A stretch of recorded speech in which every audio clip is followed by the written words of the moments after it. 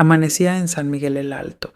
Las calles aún olían a pan dulce recién horneado y el canto de los gallos se mezclaba con los suspiros de una joven que, frente al espejo roto del baño, repetía su poema favorito como si fuera su boleto de salida. María Cecilia tenía 17 años y un corazón lleno de sueños. Quería ser maestra, recorrer el país enseñando a niños que, como ella, sabían que el conocimiento podía cambiarlo todo. En su casa de tejas rojas vivía con su papá, don Antonio, cartero del pueblo, y su mamá, doña Josefina, costurera de manos firmes pero alma dulce. La familia no tenía mucho, pero tampoco les faltaba lo esencial: respeto, orgullo y amor. Cada domingo cantaban juntos en el coro de la iglesia y cada verano vendían helados para ahorrar para la universidad. No eran ricos en dinero, pero sí en esperanza. María Cecilia había conseguido una beca parcial para estudiar magisterio en Guadalajara. El día que la carta llegó, lloraron todos. Era el primer paso hacia una vida distinta, pero la alegría duró poco. La otra mitad del costo era inalcanzable. Su padre, con la cabeza baja y la voz temblorosa, dijo que no podían pagar. Fue ahí, en ese momento de desilusión, cuando apareció Vicente Mendoza, 39 años, dueño de fábricas de textiles, recién divorciado y con una reputación que imponía respeto. Nadie sabía por qué estaba en el pueblo esa noche, pero todos recordaban cómo llegó en un carro negro brillante, con un reloj de oro que relucía como el sol del mediodía. Cuando vio a María Cecilia en la plaza, con su vestido de flores y las manos heladas, le colocó su abrigo en los hombros y le dijo: estás temblando. Esa frase, tan simple, fue el inicio de todo. En 3 semanas, Vicente ya había ganado la confianza de sus padres. En 2 meses, le había puesto un anillo en el dedo. Y en 6, ella ya no reconocía a la muchacha que soñaba frente al espejo. Será la mujer más envidiada del estado, decían las vecinas. Se sacó la lotería, murmuraban los hombres, pero nadie preguntó qué soñaba ella. María Cecilia aceptó ese destino como quien acepta un plato caro sin saber qué contiene. Su madre lloraba de emoción. Su padre decía que por fin su hija no sufriría como ellos. Y ella solo pensaba en que quizá ese era el camino de las mujeres buenas: callar, aceptar, casarse bien. Vicente hablaba de viajes, de vestidos de seda, de seguridad, pero nunca mencionaba libros, ni magisterio, ni libertad. La boda fue tan lujosa que parecía sacada de una película. Hubo orquídeas importadas, mariachis, banquete con 3 tiempos y 300 invitados, de los cuales María Cecilia conocía a apenas 20. «Estás divina», le susurró Vicente. Pero recuerda no usar esas expresiones tan de rancho. Eres una Mendoza ahora. Fue el primer aviso. El primero de muchos. Años después, ya con el cabello blanco como la sal y la piel marcada por las décadas, María Cecilia miraría atrás y entendería. Aquella noche no ganó una vida de princesa. Ganó una prisión de terciopelo. La jaula estaba dorada, sí, pero seguía siendo una jaula. Y el amor, ese que parecía su salvación, fue en realidad el disfraz más peligroso que había visto en su vida. La luna de miel fue de película. París, Roma, Florencia. Para una muchacha que nunca había salido de Jalisco, cada calle europea parecía una pintura viva. Vicente, con su acento elegante y su forma de hablar, como si todo lo supiera, era el guía perfecto. Elegía los vinos, explicaba las obras de arte y la llamaba mi joya mexicana. María Cecilia se dejaba llevar, sintiéndose por fin importante. Pero fue en Florencia donde cayó la primera ficha. Una tarde, un guía turístico joven notó el entusiasmo de Cecilia por la literatura italiana y le anotó algunos libros recomendados. Ella los mostró feliz a Vicente. Su reacción fue helada. Le arrancó el papel de las manos y lo hizo pedacitos. ¿Coqueteaste con él delante de mí? Preguntó con calma, pero con los ojos como navajas. Si quieres leer, yo te diré que es apropiado. Esa noche Cecilia lloró en silencio mientras Vicente dormía como si nada. A la mañana siguiente encontró un desayuno lujoso y un par de aretes de zafiro sobre la mesa. Para que combinen con tus ojos, decía el billete. No hubo disculpa, no hubo conversación, solo un regalo que intentaba borrar la agresión. Fue ahí que empezó a entender. Cada gesto de amor venía con una sombra. Al regresar a México, se mudaron a la mansión Mendoza, 12 habitaciones, fuentes de mármol y jardines tan grandes que parecía que nunca terminaban. Las sirvientas la miraban con una mezcla de curiosidad y lástima. ¿Esa es la esposa?, susurraban. De ser la hija de la costurera, ahora era la señora de la casa. Pero no se sentía dueña de nada, ni siquiera de sí misma. Vicente le entregó un cuaderno con instrucciones, cómo debía llevar la casa, qué flores debían decorar, qué salón según la temporada y qué plato servir en cada evento. Cecilia preguntó tímidamente por sus estudios. Vicente rió como si hubiera hecho un chiste. El magisterio, eso fue un capricho infantil, ya no necesitas trabajar. Su ropa fue reemplazada por vestidos formales, osinapó en su cabello cortado y teñido de rubio. Su acento corregido constantemente. Las cartas para sus padres se hicieron cada vez más frías, más vacías, más cuidadas. No porque no los amara, sino porque ya no sabía cómo explicar que su vida perfecta estaba llena de silencios rotos. Una mujer como tú puede sentarse a la mesa con los hombres más poderosos del país, decía Vicente como si le estuviera haciendo un favor. Cada palabra suya era ley, cada error de Cecilia, una decepción. A veces ni siquiera necesitaba levantar la voz, solo la miraba con esos ojos fríos y ella ya sabía que debía corregirse. En algún lugar entre las flores importadas y los cubiertos de plata, María Cecilia dejó de reconocerse. Su reflejo en el espejo le devolvía la imagen de una dama elegante, pero sus ojos gritaban auxilio. No era infeliz, era invisible. Sí, no sufría golpes, pero sufría ausencias. No estaba sola, pero estaba completamente perdida. No sabía que cada regalo tenía un precio hasta que fue demasiado tarde. María Cecilia se acostumbró a los regalos como se acostumbra uno al calor de la cocina. Primero reconforta, pero luego empieza a quemar. Vicente era generoso con los objetos, pero tacaño con el respeto. Cada joya, cada vestido, cada cena elegante venía con una condición: obediencia, silencio, sumisión. Las cosas no se pedían, se insinuaban. Él decidía cuándo podían salir, con quién hablar, incluso qué podía leer. Si alguna vez Cecilia intentaba expresar una opinión diferente, Vicente cambiaba el tono. No gritaba, no golpeaba, solo bajaba la mirada con decepción, como si le estuviera fallando. Ese gesto, más que 1000 palabras, la hacía sentirse pequeña. La televisión, que tanto le gustaba para ver documentales o novelas, empezó a mostrarle otra cara del mundo. Veía mujeres trabajando, estudiando, riendo sin pedir permiso. Y mientras tanto, ella pasaba las mañanas supervisando a las sirvientas y las tardes siendo anfitriona de señoras que hablaban de Europa y joyas, pero nunca de sueños. Su mejor amiga de la infancia, Teresa, una vez la llamó. María Cecilia contestó emocionada, pero apenas empezó a hablar, Vicente pasó por detrás y le dijo con una sonrisa cortante: dile que estás ocupada, tienes cosas más importantes que hablar con una maestra de primaria. Ese día cortó la llamada, ese día cortó una parte de sí misma también. En su cumpleaños número 20, Vicente organizó una fiesta fastuosa.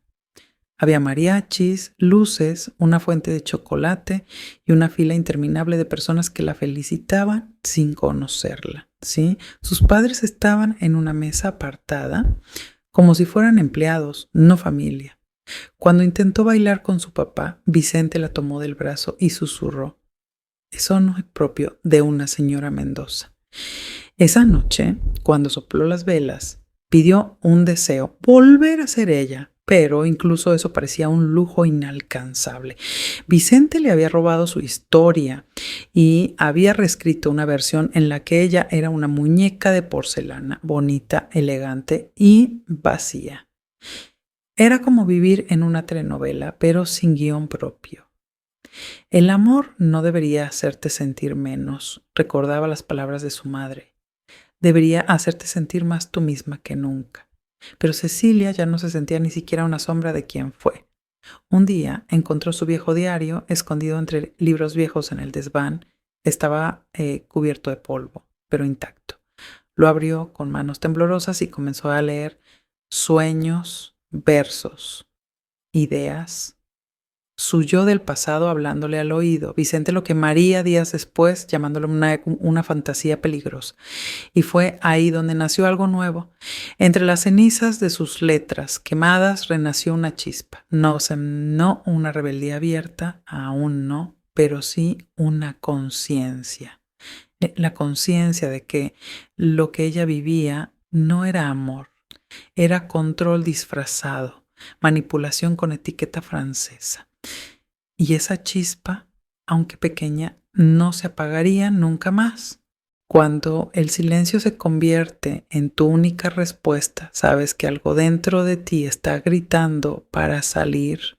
Y si no era amor, esta fue la pregunta que surgió en la mente de María Cecilia una mañana mientras se peinaba frente al espejo. Ella ya no era aquella muchacha de 17 años. Ahora, a los 24, era una mujer elegantemente vestida, pero sus ojos carecían de brillo. Ella no sabía cuándo dejó de cantar en la ducha, ni cuándo fue la última vez que escribió algo sin miedo. Vicente siempre disfrazó el control de cuidado. No tienes que preocuparte por eso, amor. O yo me encargaré de todo para que tú solo pienses en ser bella. Al principio, estas frases sonaban como regalos, pero con el tiempo parecieron vallas invisibles. Ella no podía salir sola, él leyó sus cartas, él eligió su ropa, incluso corrigió su forma de reír. Dijo que era demasiado fuerte. Una tarde, mientras visitaba un orfanato como parte de una actividad social con otras esposas de la élite, Cecilia vio a una niña con trenzas sentada en el suelo, leyendo un libro de geografía con los ojos brillantes. Por un instante se vio allí. Ella era esa chica, tan lleno de preguntas, tan curioso sobre el mundo. ¿Y si hubiera ido a Guadalajara? ¿Y si me hubiera hecho maestra? Las preguntas no vinieron con respuestas, pero duelen. Una noche, mientras Vicente veía un programa político con una copa de coñac en la mano, Cecilia vio en la televisión una entrevista con un psicólogo hablando sobre las relaciones narcisistas. La descripción fue precisa, espantosamente preciso. Estás ahí, te seduces, te transformas y luego te anulas. Pero no te das cuenta de que no queda nada de ti. Esa noche intentó hablar con Vicente. Habló de cuánto extrañaba la enseñanza, la escritura y a su amiga Teresa. Vicente sonrió y respondió como si se tratara de un niño mimado. Cecilia, querida, lo tienes todo. ¿Para qué necesitas estas cositas? Y allí lo entendió.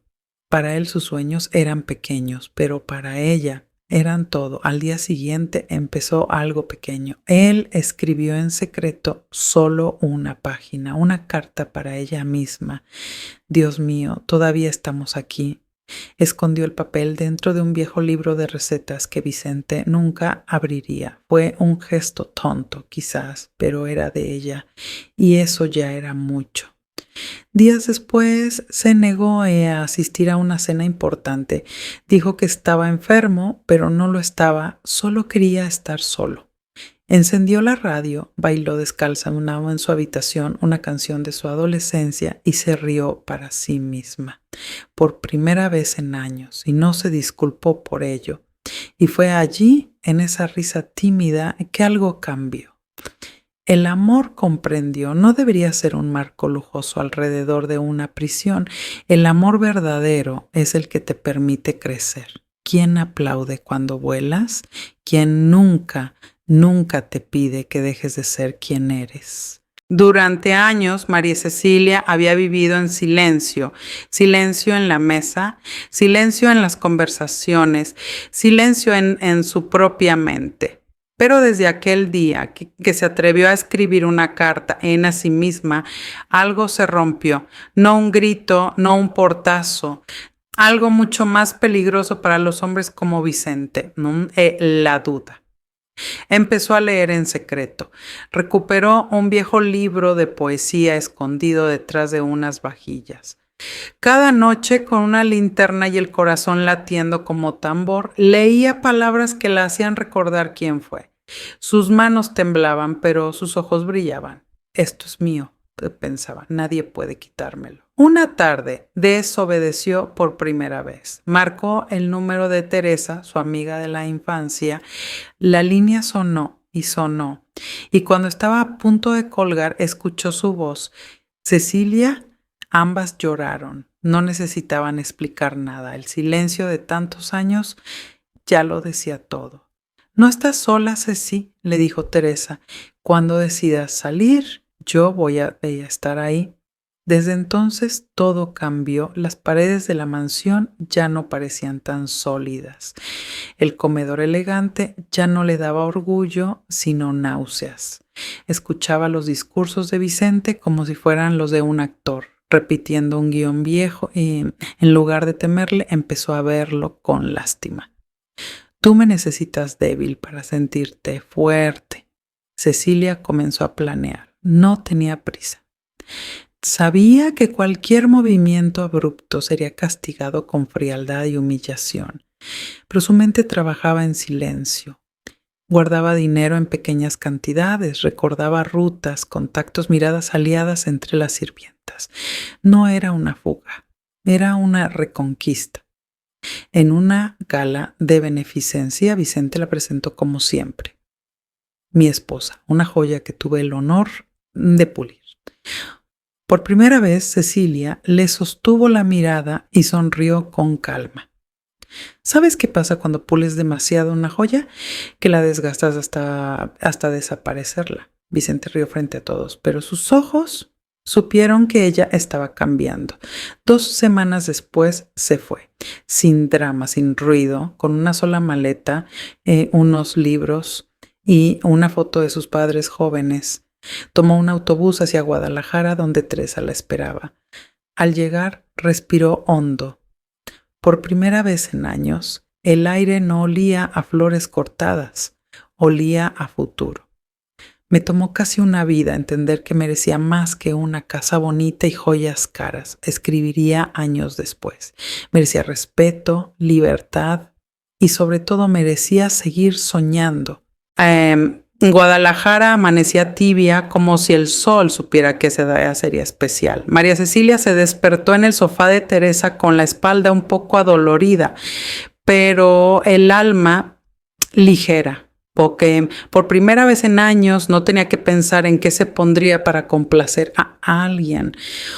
No tenía que elegir las palabras correctas para no ofender. Podía ser, simplemente ser. Teresa la abrazó al verla en la cocina. Le preparó café de olla con canela y piloncillo, como en los viejos tiempos. No tienes que explicar nada, le dijo. Y en ese momento Cecilia entendió que volver a empezar no era regresar, era reconstruirse desde lo más hondo. Los primeros días fueron silenciosos. No hablaba mucho, Caminaba por la ciudad mirando cada esquina como si fuera un mapa nuevo. A veces sonreía al ver niñas con mochilas coloridas correr a la escuela. A veces lloraba, pero sin culpa, porque el llanto ahora no era de resignación, sino de limpieza. Una tarde entró a una librería. Los ojos se le llenaron de lágrimas al ver estanterías llenas de mundos posibles. Compró un cuaderno de tapas moradas igualito al que Vicente quemó años atrás. En la primera página escribió solo una frase: hoy sí es mi historia. Poco a poco, la rutina le devolvió estructura. Ayudaba a Teresa en la escuela como voluntaria, organizando libros, contando cuentos, sonriendo a niños que la llamaban profe, sin saber todo lo que esa palabra significaba para ella. Me llamaron joya, pero esto es lo que de verdad brilla, pensaba al ver los ojos atentos de los pequeños. También empezó terapia. Al principio dudó. ¿Hablar de todo eso? ¿Otra vez? Pero la psicóloga, una mujer morena de voz suave, la miró y le dijo: no vamos a hablar del dolor, vamos a hablar de lo que sobrevivió al dolor. Y eso cambió todo. Con el tiempo, Cecilia volvió a escribir poemas.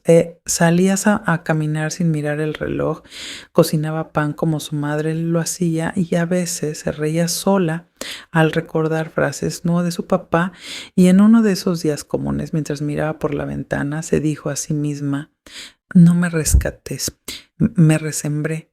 Hoy María Cecilia escribe cartas a mujeres que han vivido lo mismo. A veces las visita, otras veces solo las escucha, pero siempre les dice algo que le hubiera gustado escuchar a sus 17 años. No estás rota, estás renaciendo. En un cuaderno ya gastado por el uso y el cariño, María Cecilia guarda copias de las cartas que ha escrito a lo largo de los años. No son cartas para ella, ni para Vicente, son para mujeres que, como ella, alguna vez pensaron que lo que vivían era amor, pero en realidad era otra cosa. Silencio maquillado, doradas cadenas, un sacrificio disfrazado de devoción. Querida tú, la que lee esto escondida en el baño mientras él ve la televisión, empieza una de ellas. Sé que a veces crees que exageras, que no es tan grave, que hay mujeres que la pasan peor, que él no te golpea, que te mantiene, que te ama, pero si tienes que justificarlo, ya lo sabes en el fondo. Las cartas no tienen tono de víctima, son firmes, cálidas, como una amiga que te habla bajito mientras tomas un café y lloras en silencio. Hablan de miedo, sí, pero también de coraje, de pasos pequeños, esconder un poco de dinero, recuperar el contacto con una amiga, escribir lo que no se puede decir en voz alta. María Cecilia sabe que no todas pueden irse hoy. Algunas tienen hijos, otras dependencia económica, muchas terror. Por eso no juzga, no presiona. En sus cartas escribe frases como: no tienes que irte mañana, pero tienes derecho a pensar en cómo irte algún día. No es tu culpa que alguien te quiera así, pero sí es tu responsabilidad no olvidarte de quién eras antes. Una vez, en una conferencia que dio en una escuela rural, una chica de 16 años se le acercó con los ojos llenos de lágrimas y una hoja arrugada en la mano. Mi mamá leyó tu carta y me dijo que por fin entendía todo. Cecilia la abrazó, conteniendo también sus propias lágrimas. Dile que no está sola, le dijo, y tú tampoco. María Cecilia no fundó una ONG ni se volvió famosa, pero cada carta suya ha llegado de alguna mujer en silencio, una prima, una vecina, una colega. Ha sembrado palabras como semillas, y cada vez que una mujer se atreve a decir esto no está bien, una de esas semillas florece. En su última carta escrita, aún sin enviar, escribe: no me salvé por ser valiente, me salvé por estar harta. Me salvé porque un día entendí que vivir sin miedo valía más que cualquier joya. Y tú, aunque no me creas, también puedes hacerlo a tu ritmo, a tu modo, pero puedes. Esa noche, mientras el cielo de Guadalajara se llenaba de estrellas, María Cecilia cerró su cuaderno y lo abrazó contra el pecho.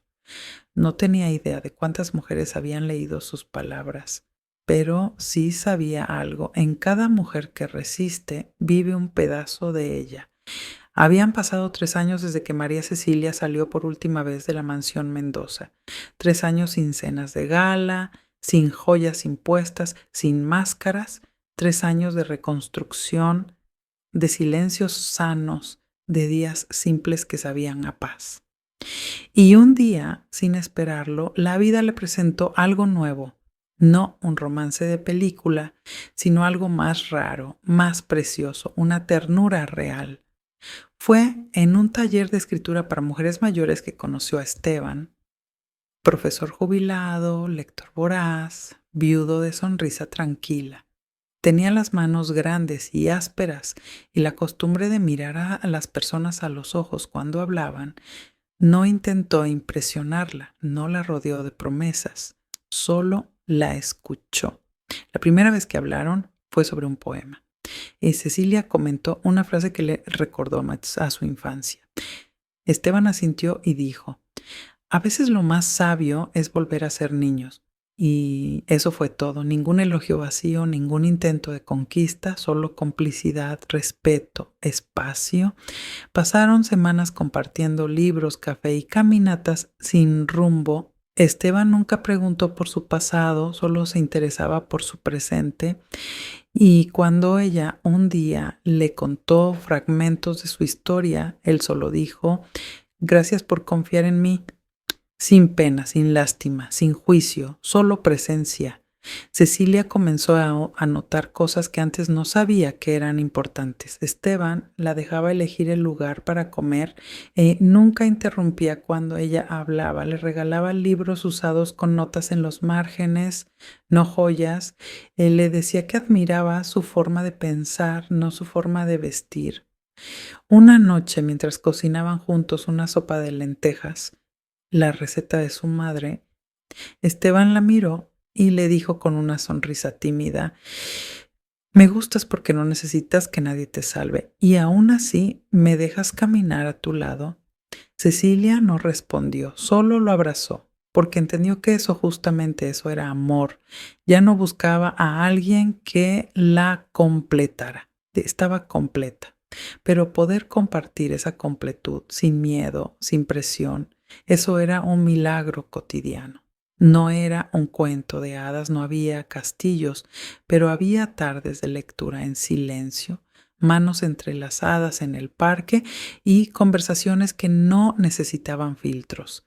En su diario morado esa noche escribió: el amor no grita, no exige, no encierra. El amor verdadero se parece más a una tarde tranquila que a una tormenta pasional. Y por primera vez en toda su vida afirmó con orgullo: María Cecilia. Era una mañana como tantas en Guadalajara. El sol se colaba por la ventana y el aroma a café llenaba la casa. María Cecilia, ahora de cabello completamente blanco y mirada más firme que nunca, hojeaba su diario morado ya desgastado en las esquinas. Cada página contaba una parte de su renacimiento. Cada frase era una prueba de que sí se puede volver a empezar, aunque te hayan roto 1000 veces. Esa tarde recibió una carta. Era de una mujer de Sonora. No la conocía, pero había leído uno de sus textos compartido por una sobrina en redes sociales. La carta decía: leí tus palabras y lloré, porque sentí que me hablabas a mí. Gracias por encender esa luz cuando yo solo veía oscuridad. Cecilia sonrió, con esa sonrisa tranquila que solo tienen las mujeres que han vuelto del abismo. No se sentía una heroína ni una mártir, era simplemente una mujer que había sobrevivido y decidido compartir lo que aprendió. Esa noche que te escribió algo nuevo, no una carta, no un poema, sino el inicio de un libro. No quería contar con solo su historia, sino todas esas pequeñas victorias que había visto en otras mujeres, la que se atrevió a decir no, la que salió con lo opuesto, la que sigue planificando su escape en silencio. Y, aunque ahora vivía en un hogar lleno de paz, con plantas en el balcón y libros apilados en cada rincón, no olvidaba quién había sido. Porque olvidar para ella sería como traicionar a la chica de 17 años que soñaba frente al espejo roto. El verdadero final no fue dejar a Vicente ni siquiera haber reencontrado el amor con Esteban. El verdadero final fue reencontrarse con ella misma, poder mirar al espejo y decir sin temblar: esta soy yo, esta es mi historia y nadie volverá a contarla por mí. En un taller de mujeres sobrevivientes, una joven le preguntó tímidamente: ¿cómo supiste que habías sanado? Cecilia pensó un momento, sonrió y respondió: el día que dejé de escribir para gritar y comencé a escribir para sembrar. Y así, entre letras, sonrisas compartidas y el suave aroma de libertad, María Cecilia entendió algo simple pero poderoso. La vida no le dio un final feliz. Ella lo escribió, a su modo, a su tiempo, a su ritmo. Si esta historia tocó tu corazón, no es por lo que vivió Cecilia, sino porque en algún rincón de su alma reconociste la tuya. Tal vez fuiste tú la que cayó por años, la que aguantó porque así es el amor, la que soñó con ser algo más, pero terminó siendo lo que otros querían. Pero hoy, ahora mismo, puedes empezar a escribir un capítulo nuevo. Cecilia no era distinta a ti, no tenía superpoderes, no fue valiente desde el primer día. O su libertad no vino con fuegos artificiales, vino con lágrimas silenciosas, con pasos tímidos, con dudas, pero también con una decisión firme.